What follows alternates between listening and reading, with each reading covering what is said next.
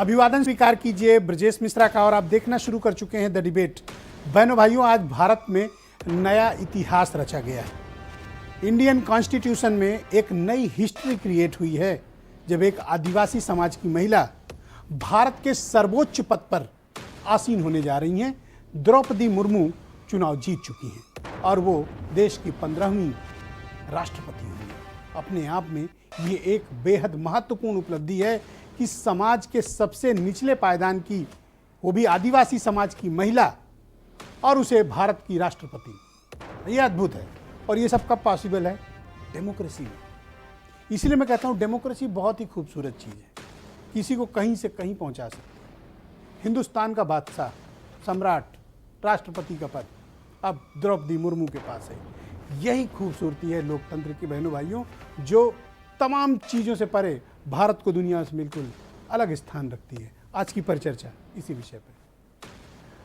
बहनों भाइयों, आज एक नया इतिहास का सृजन हुआ है और ये इतिहास द्रौपदी मुर्मू के नाम लिखा जाएगा।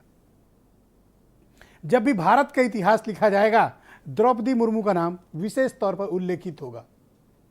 समाज के एक वंचित वर्ग, एक आदिवासी वर्ग की महिला क्रांति, एक ऐसी महिला जो गांव के प्रधान बनने के बारे में न सोच सके, भारत की राष्ट्रपति, सर्वोच्च पद, रायसीना हिल की रानी, भारत की बादशाह। डेमोक्रेसी में बादशाह वगैरह वर्ड नहीं होते, बट स्थितियां तो सामने है।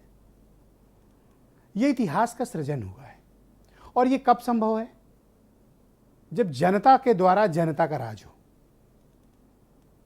और द्रौपदी मुर्मू उसी जनता की रिप्रेजेंटेटिव बनकर आज भारत के सर्वोच्च पद पर आसीन हैं। राष्ट्रपति, आदिवासी महिला।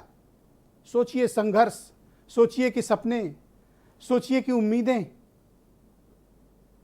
क्या कोई आदिवासी समाज की महिला सोच सकती है कि वो गांव की प्रधान बनेगी?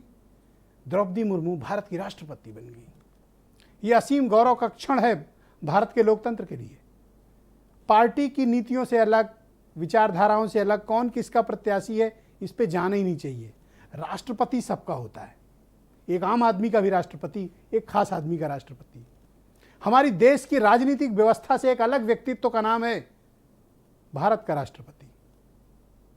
नाम ही दिया गया है राष्ट्रपति, और उस पर आसीन होगी महिला, और वो भी किस समाज से? आदिवासी। सोचिए, यह खूबसूरती है भारत की डेमोक्रेसी की। आप भूल जाइए कि वो किसकी प्रत्याशी हैं, किस पार्टी ने इंडोर्स किया, किस पार्टी ने नहीं किया, किसने कैंडिडेट दिया, किसने नहीं। इससे बिल्कुल इतर। यह गौरव का क्षण है भारतीय समाज के लिए। अब द्रौपदी मुर्मू को वहां स्थापित करना और वहां साबित करना है कि उनका चयन बेहतरीन हुआ है और वो एक भारत की बेहतरीन राष्ट्रपति साबित होंगी। अब यह उनके लिए एग्जामिनेशन की घड़ी है अगला 5 साल। तो रामनाथ कोविंद से शुरू हुई यात्रा द्रौपदी मुर्मू तक पहुंची, समाज के वंचित वर्ग। अब इनको चाहिए कि अपने समाज के साथ साथ पूरे देश के अपलिफ्टमेंट पे काम करें, समाज को वो गौरव हासिल कराएं जिसके लिए समाज ने उनको वहां तक पहुंचाया है।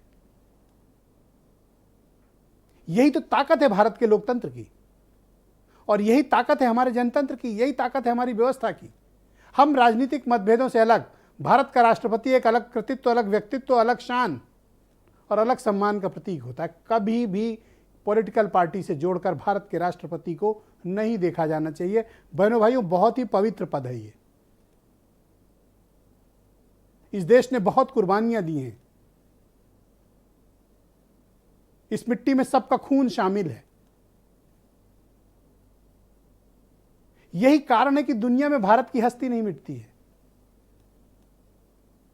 क्योंकि हम वो हैं जो कुछ भी कर सकते हैं। यही हमारी खूबसूरती है और यही भारत की ताकत है। एक ऐसा पद जहां हम राजनीतिक विभेदों को चयन के बाद भुला देते हैं, जिसका सम्मान सर्वोच्च, जिसकी बात सर्वोच्च, भारत का राष्ट्रपति।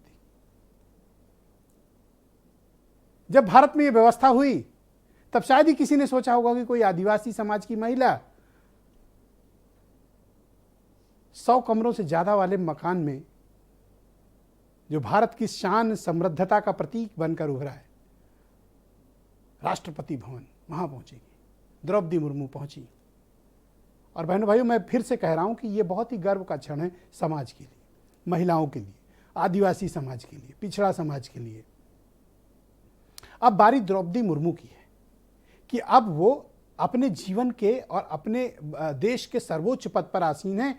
अब वो पहला काम अपने समाज का अपलिफ्टमेंट, संविधान का पालन, सरकारों को धर्म, नीति, संविधान, इन सब की मर्यादा का पालन करने के लिए प्रेरित करना और इस देश में आम आदमी के लिए एक बेहतर जीवन देना, ये राष्ट्रपति की प्राथमिकता होनी चाहिए। इसलिए मैं कहता हूं कि ये भारत के लोकतंत्र की असली ताकत है कि हिंदुस्तान की गद्दी पर एक आदिवासी महिला को बिठाया गया, जिस गद्दी के लिए न जाने कितनी लड़ाइयां लड़ी गईं, कितने पानीपत के संग्राम हुए। आज उस गद्दी पर जनता के प्रतिनिधियों द्वारा चयन करके एक आदिवासी समाज की महिला को बिठाया गया। बहन भाइयों, यह अभूतपूर्व क्षण है। अब आप भूल जाइए कि वो किसकी प्रत्याशी थी, आप भूल जाइए कि वो किस विचारधारा से आई, आप भूल जाइए कि किसने उनको कैंडिडेचर, किस पार्टी ने इंडोर्स किया, किसने नहीं किया। अब वो भारत की महामहिम राष्ट्रपति हैं, सम्मान और गौरव का प्रतीक है हमारे लिए, और उनके प्रति हमें सम्मान का भाव रखना है दिल से। आज की परिचर्चा को आगे बढ़ाते हैं। अमित पुरी हैं, भारतीय जनता